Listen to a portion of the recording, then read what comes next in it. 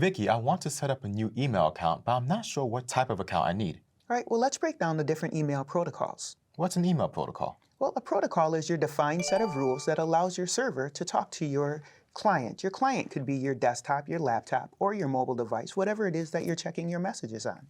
That's insightful. Now, there's two main types of protocols that we use. The POP, or Post Office Protocol, allows you to download everything to one machine. The IMAP lets you check your messages from any place at all. So you know right now we have a message in our inbox. If we read that message here, and then we go to our mobile device, it's not going to show up as a new message because we've already opened it.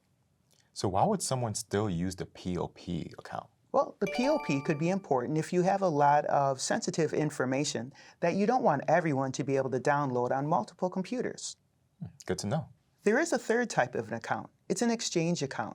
An Exchange account is a Microsoft account. It is IMAP, but what it allows you to do is collaborate on your calendar, your contacts, your address books. You can share them with other people.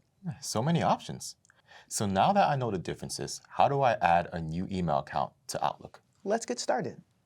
A new version of Outlook is available, which is closely aligned to the web version. When you open the classic version of Outlook, you might see a message asking you to make the switch to try the new Outlook. Select the Try the New Outlook toggle, which is in the upper right corner of your classic Outlook window, or use the same toggle to switch back to classic Outlook. Let's set up a Gmail account into our Outlook. So the first thing I want you to do is go to File,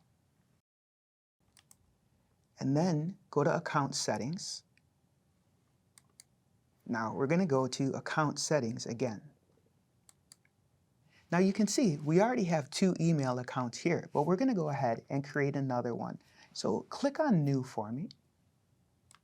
Once our window opens, we're going to go ahead and add an account here. So where it says email address, just type in getbigyourbrains@gmail.com. Go ahead and click Connect here. Now it has our account, so we're going to go ahead and say Next. Let's enter our password. And I'll press Enter. And it's asking for Microsoft's apps and services permissions. We're going to go ahead and leave everything as default settings, so we can go ahead and scroll to the bottom, choose Allow. All right, our account has been added. Awesome. Click Done. And now our Gmail is added as an IMAP account. Exactly. Now we have 3 accounts. We can close this window.